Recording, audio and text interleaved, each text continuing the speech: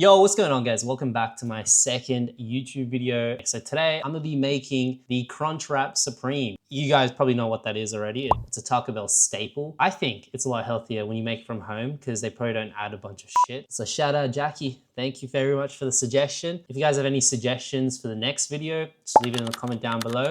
Make sure to like, subscribe, and yeah, let's start wrapping some tacos. So the first step to making a Crunchwrap Supreme, obviously you need the tacos. You need one big slice, a second one, which is a slightly smaller one. If you watch the assembly part of the video, you'll understand why you need two.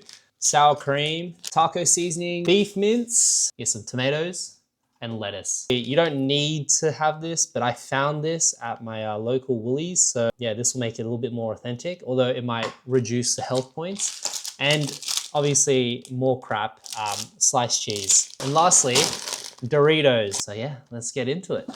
Oh yeah, that's nice and hot. And this is 500 grams of beef. Boom, just like so. That's the second one. This is a very easy dish. And if you want to make it a little bit more complicated, you can add your own spices to it. I've gone down the easy way, just grabbed up some taco mix, 2 mild, so this one, and then 1 spicy, but it's really preference. If you like it spicier, you can add more spice.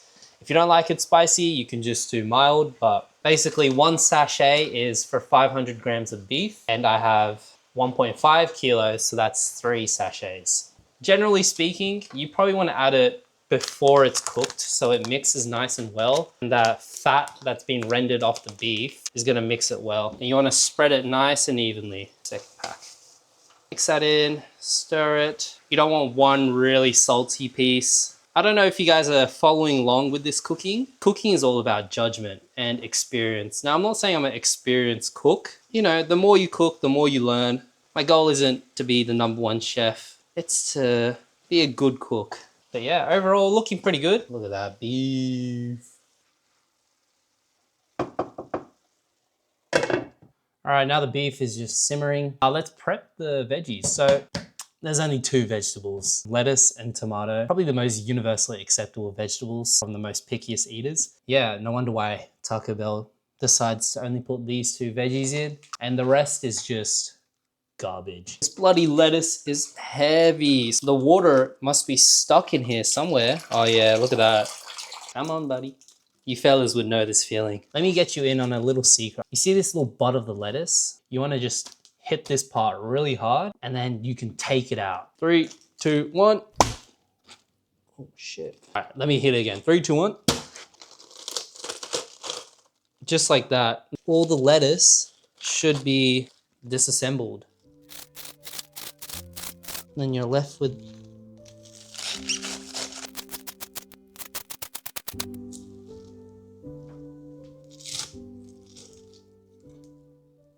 all right, now that you have your lettuce, you want to set that aside. We move on to the tomatoes. You'll see this magic trick. When I put this tomato down, it will magically all cut. 3, 2, 1. Bam! Would you look at that? All the tomatoes miraculously cut, perfect diced sized tomatoes. Now, one thing I will say is you don't want the seeds of the tomatoes. You want to get rid of that, because that will make the wrap kind of soggy. You don't want a soggy wrap. Now that all the vegetables and stuff are prepped, what you want to do is on a dry skillet, you want to grab your wrap and just toast it. Just let it sit there for maybe oh yeah, it's hot. 5-10 seconds. Flip it, maybe a little bit longer. Let's do 10 seconds. Just want to make it nice and warm. And now you want to take it over. And now this is the fun part. So, what do I start with first? First step is you grab the ground beef, some beef on. About that much ground beef, so it's in the center.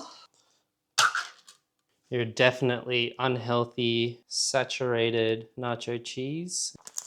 Grab your sour cream, just a generous amount, like so. So you grab your Doritos, and usually they would use corn chips, as in the, I don't know what it's called, but the El Paso corn chips or something like that. You want to make it flat. So anything that's sticking out, you want to break. You don't want it to stick out. You want to grab your Kraft Singles plastic cheese, put that on top like so. Grab some lettuce, That'll do. You want some tomatoes, not too much. And then here is where the smaller wrap comes in. Now, if I try to wrap this, I wouldn't be able to wrap it. So what you're gonna do is place this smaller wrap on top and make sure everything is underneath this smaller wrap. Press down as much as you can, and then you're gonna start folding, and then you go around, keep folding. And as you fold, you twist, keep folding, fold, and then you're left with this final fold. It's like origami. Boom. Flip it like so. And then on a dry pan, so this is where the folds are, you're gonna do it quickly. Ready? 3, 2, 1. Oh shit, not like that. Like so. Now that probably is the hardest part, and you wanna press down. So what you're doing by pressing down is you're closing that fold that we had created. You don't wanna burn it. You wanna pay attention to it. You don't wanna leave this here and then go off somewhere and it's gonna come up all black and charred. And that's not what you want. It's looking pretty good, guys. Like that. That's exactly what you want. If you want to toast the other side, you can, although I prefer not to. Now, that's what it looks like. Now, the moment of truth, let's cut it and find out. Wow. Guys, look at that. Now let's rate this 1 through 10. And basically, that's what the bottom looks like. So you can see that it's stuck. Let's rate it.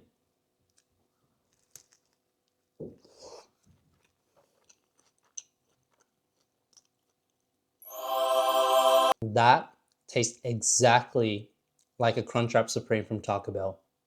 Like, you literally don't have to go to Taco Bell to make this, because in Australia, there's not too many Taco Bell stores, but this is basically a 1-for-1. That Dorito, way better than a regular nacho or tortilla, whatever they use. Beef is good. The tomatoes, perfect ratio. Lettuce, all good. The sour cream, wow. And the nacho cheese. That all together makes this amazing.